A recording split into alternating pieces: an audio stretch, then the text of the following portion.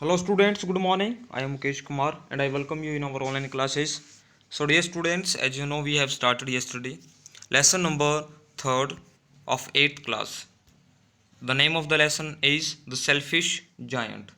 Okay students, तो आज हम आगे पढ़ने वाले हैं। कल जैसा कि हमने शुरू किया था द सेल्फिश जायंट का, तो जो कि एक जायंट है, ठीक है, जो कि अपने मित्र के पास गया हुआ था लगभग 7 साल के बाद वो अपने घर पे या अपने एरिया में वापस है, जिसका नाम है कॉर्निश ओगर बोला जाता है, ठीक है। तो उसने एक बोर्ड लगा दिया I and put up a notice board लगा दिया वहाँ पर अपने गार्डन के अंदर। Trespassers will be prosecuted. Trespassers कौन होते हैं? घुसपैठिया, ठीक है। ट्रेसपैसर्स मीन्स घुसपैठिए, विल बी प्रोसिक्यूटेड, प्रोसिक्यूटेड होता है पनिशमेंट, सजा मिलना, कि जो यहाँ पर घुसपैठ करेगा बिना किसी की इजाज़त की, बिना किसी परमिशन के, अगर यहाँ पर आएगा तो उसको सजा मिलेगी।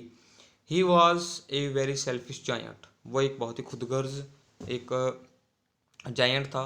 The poor children had now nowhere to play. अब जो छोटे जो बेचारे बच्चे थे उनके पास कोई जगह नहीं थी खेलने के लिए। They try to play on the road but the road was very dusty and full of hard stones. तो उन्होंने रास्ते पे खेलने की कोशिश की, लेकिन जो रास्ता जो था वो मिट्टी से सना हुआ था, मतलब धूल से सना हुआ था, और वहाँ पर बहुत ही हार्ड स्टोन्स पड़े थे, पत्थर पड़े हुए थे। And they did not like it, और बच्चे उनको अच्छे नहीं लगते। वही बात है ना, पत्थरों पे खेलना किसको अच्छा लगे? किसी को भी नहीं लगेगा। तो बच्चों को भी वहाँ पर खेलना अच्छा नहीं लगा। They used to wander around the high walls when their lesson were over and talk about the beautiful garden inside. How happy we were there, they said to each other. और वो वहाँ पर मंडराते हुए, वहाँ घूमते हुए उनको देखा जा सकता था उस बड़ी दीवारों के आसपास, जब उनके लेसन्स ओवर होते थे, जब उनके जो पढ़ाई है पूरी हो जाती थी, या उनके जो स्कूल है वो ओवर हो जाते थे, तो वो छुट्टी होने के बाद वहाँ आते थे और ये आपस में बातें करते थे उस ब्यूटीफुल गार्डन के बारे में। कहते थे कि how happy we were there, कि हम वहाँ कितने खुश थे, वे एक दूसरे से कहते थे। देन द स्प्रिंग केम, और उसके बाद जो स्प्रिंग सीजन है वो आ गया। And all the country there were little blossom and little birds, और पूरी पूरी कंट्री में, पूरे देश में फूल खिले हुए थे चारों तरफ, और छोटे छोटे बर्ड्स भी आए हुए थे। Only in the garden of the selfish giant it was still winter. और अभी सिर्फ सेल्फिश जायंट जो है, जो एक खुदगर्ज जो एक जायंट है, जो दैत्य है, सिर्फ उसी के गार्डन में विंटर सीजन था। The birds did not care to sing in it as there were no children and trees forgot to blossom. अब जो बर्ड्स थे वो वहाँ पर गाना नहीं गा रहे थे, एज क्योंकि देयर वर नो चिल्ड्रन, क्योंकि वहाँ पर कोई बच्चे नहीं थे, and the trees forgot to blossom, और जो पेड़ जो थे वो खिलना भी भूल गए थे, उन्होंने फूल खिलना उस पर नहीं आया। क्योंकि आपको मालूम है कि जो शरद ऋतु के बाद जो बसंत ऋतु आती है, जैसा कि जो महीना होता है फरवरी के बाद का महीना जो होता है, फरवरी में मान के चलो, तो वो जो महीना होता है उसमें ब्लॉसम्स खिलते हैं, मतलब फूल खिलते हैं, नए नए पत्तियाँ आती हैं। तो लेकिन उस गार्डन में अभी तक कोई भी फूल पत्ती नहीं खिली थी। Once a beautiful flower put its head out from the grass. एक बार क्या हुआ, एक सुंदर सा एक फूल था जिसने कि अपना सिर जो है घास से बाहर निकाला।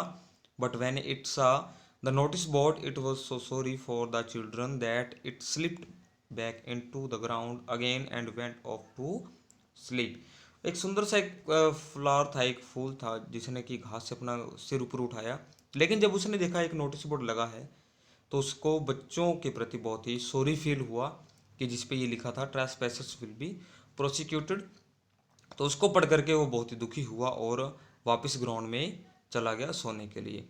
The only people who were pleased were the snow and the Frost. जो लोग वहाँ पर खुश थे, प्लीज मतलब खुश होना, तो जो लोग खुश थे वहाँ पर वो कौन थे? स्नो, स्नो मतलब बर्फ, और फ्रोस्ट, फ्रोस्ट पाला। तो जो पाला और जो बर्फ थे वही वहाँ पर खुश थे। Spring has forgotten this garden. अब वो आपस में बात कर रहे हैं कि जो स्प्रिंग है, जो बसंत ऋतु है, वो यहाँ पर आना भूल गई है। दे क्राइड, वो चिल्लाए, so we will live here all the year round. इसलिए हम यहाँ पर पूरा साल रहने वाले हैं। The snow covered up the grass with her great white cloak. और जो स्नो है उसने सारे के सारे घास को या पूरे पूरे गार्डन को कवर कर लिया अपने क्लॉक से। क्लॉक होता है ढकना, अपना जो वाइट क्लॉक है, जो क्लॉक वैसे लबादा होता है, कोई चादर होती है, ठीक, उसको बोला जाता है। तो अपने जो स्नो है चारों तरफ छा जाती है, तो सारे जो घास है उसके ऊपर सफ़ेद सफ़ेद छा जाता है। And the frost painted all the trees silver. और जो फ्रोस्ट है, जो पाला है, उसने सभी पेड़ों को सिल्वर कलर में चेंज कर दिया है। Then they invited the north wind to stay with them. फिर उसके बाद उन्होंने नॉर्थ विंड, जो उत्तरी हवाएं हैं, जो सर्द हवाएं हैं, उनको इनवाइट किया, वहाँ पर आए। एंड ही केम, और वो भी आ गए। ही वॉज रैप्ड इन फर्स and he roar all the day about the garden and blue the chimney pots down. और वो सारा दिन वहाँ पर बहती रहती और आवाज़ करती रहती, और उसने जो चिमनियाँ जो थी, चिमनी पॉट्स मतलब चिमनी के ऊपर जो ढक्कन लगे हुए हैं, वो भी नीचे गिरा दिए। This is a delightful spot, he said. और नॉर्थ विंड ने क्या कहा कि ये बहुत ही खुशनुमा एक स्पॉट बन गई, जगह बन गई है।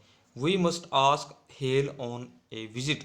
और हमें आस्क करना चाहिए, पूछना चाहिए हेल्स को। हेल मतलब जो ओलावृष्टि है, उसको भी हमें इनवाइट करना चाहिए कि वो यहाँ पर आए। सो द हेल केम, और हेल भी आ गए। Every day the 3 hours he Ratle on the roof of the castle till he broke most of the slates, and then he ran round and round the garden as fast as he could go।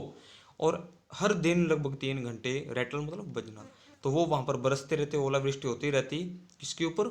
छत के ऊपर। Roof of the castle, castle होता है किला। तो उस जो garden में जो किला जो था, जहाँ पर देते रहता था, तो उसके ऊपर गिरते रहते थे ओले। और इतना ज़्यादा गिरते जब तक कि वो मोस्टली जो स्लेट्स थी वो तोड़ ना दे। मतलब जो घर होते हैं, जहाँ पर बर्फ़ वगैरह गिरती हो, तो वहाँ पर जो छत होती है वो थोड़ी तिरछी आकार की होती है, फ्लैट नहीं होती जैसे हमारे यहाँ पर होती है। इसलिए मतलब वो स्लेट्स ही वहाँ पर लगी होती हैं। तो जब तक जब वो ना तोड़ तब तक वो वहाँ पर बरसते ही रहते। और फिर उसके बाद चारों तरफ ग्राउंड में, उस गार्डन के अंदर वो घूमते, जितना फास्ट वो घूम सकते थे। He was dressed in grey and his breath was like ice. उसकी जो कलर था वो ग्रे था, मतलब जो हवा जहाँ भी जाती वो रूखा सूखा कलर कर देती। और उसकी जो सांस थी, लग मान के चलो जैसा कि बर्फ़ ही निकल रही हो। तो प्यारे विद्यार्थियों, काफ़ी हो गया मेरे हिसाब से, 8 मिनट की वीडियो बन जाएगी। तो इतना काफ़ी है, बाकी हम कल करते हैं इसके। कल मैं क्वेश्चन आंसर करवाऊँगा। Okay, thank you, have a nice day.